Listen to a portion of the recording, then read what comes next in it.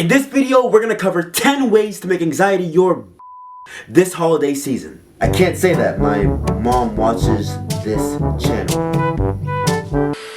If you're new here, my name is Wes Woodson and I made this channel to help you learn more ways to make mental health a priority. So, it's the holiday season. Your favorite or not so favorite relative is coming into town and your mom, your dad, your uncle, your aunt, well, they're all bombarding you with questions like, what's next with your life? Who are you gonna marry? Are you dating yet? Are you vaccinated yet? Are you not vaccinated? Why are you vaccinated? Why aren't you vaccinated? All these things can cause stress. Never mind anxiety. But fear not, because I've compiled a list of 10 hacks to control our anxiety this holiday season. Hack 1. Repeat this daily. I am not crazy. Despite what your Uncle Lou or your Uncle John or your aunt will say, you are not crazy. We have to remind ourselves that having anxiety does not equal being abnormal. In fact, having anxiety is very common. The stats show that 42 million people in the country alone have anxiety. We are not alone in what we go through, despite what our relatives may think. Hack number 2. Acknowledge what you can control. We can't control what our aunts, our mom, or our dads say at the dinner table. But we can control how we respond to what they say. We should become hyper aware of the fact that we can control our thoughts and our emotions. You can't control Uncle John asking you if you're dating someone, but you can control whether or not you say yes or no, or even how you answer that question.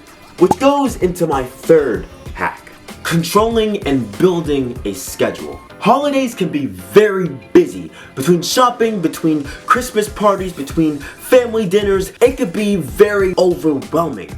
Which is why it's important to create a level of predictability in our lives. Because anxiety is a future-based emotion. It's the constant worrying about what if.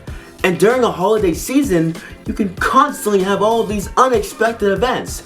So, make a schedule and try to stick with it. But it's okay if you don't complete 100% of that list. The goal is to create a level of predictability around your schedule instead of just being caught off guard. Hack number 4. Lower your expectations. I promise you, a perfect Christmas does not exist. So lower your expectations. Of course, we want the perfect snow. We want the perfect gift. We want the perfect family dinner with no family drama. But I'm sorry, that doesn't exist. Let go of the perfect holiday and just acknowledge and accept what you have right in front of you and be grateful for that. But more on gratitude in hack number 8. Hack number 5.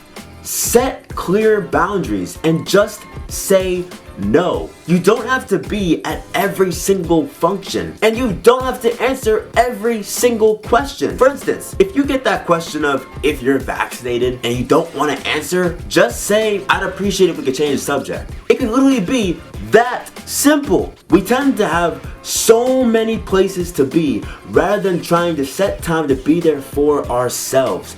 And during this holiday season, it's okay to say no. It's properly healthy to set boundaries. Set those boundaries, say no, and feel relaxed. Hack number 6.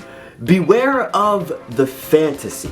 The holiday season is the time where social media is on high use. I mean, everyone is going to post their fancy dinners, their fun family activities, and just that pure joy. And it's easy to get caught in the trap because at the end of the day, social media, the thing that we consume every single day, well, it's a highlight reel. It's only showing the perfect parts. It's not showing the true parts. Everyone's gonna show their fancy dinners, but no one's gonna show their family dysfunction. And it's important for you to know that. Because let's say you, right now, watch this video. You don't have the privilege of being with your family. Some of us don't. So we go to Instagram and we scroll through and we start to vicariously live through other people. But what we don't realize in the moment is that you're seeing an illusion. You're seeing something that's not even real. You're seeing a fantasy. Beware of the fantasy. Put the phone down and choose to live in the real world. Your mental health will thank you for it. Hack number 7, and this is my favorite. Give yourself some credit. Make a win list. Yes, I said it, a win list. Because every single year, around this time of year, at the end of the year, we feel like we've accomplished nothing. We feel like when looking back at the whole year, we just think that we're not even capable of accomplishing anything. Because if we couldn't accomplish anything in this year, what makes you think we're gonna accomplish anything in the next year? And it's easy to fall into that trap. It's easy to have your anxiety take over. But you have to acknowledge that's your anxiety talking. So what you do to combat it is what I call a win list. It's a list of accomplishments you've accomplished throughout the year. Pick 3 wins that you've had during the whole year. They could be as small as finishing that chapter book or as big as getting that full-time job offer. But on this list, once you pick 3, and when you look at that list, you'll realize that you're not the loser your anxiety is trying to convince you that you are. Hack number 8, make a safe space. Sometimes during holiday season, I don't know about you, but family can be overwhelming for me. Or even going to that one Christmas party, all that crowds, it can really trigger my social anxiety. So one thing I always recommend is making a safe space. Making a plan to return to a certain environment that helps you feel more at home. Makes you feel more at ease and less on edge. Makes you feel more calm instead of worrying about what if everyone's thinking about you. For me, my safe space is my room. And maybe it's your room too.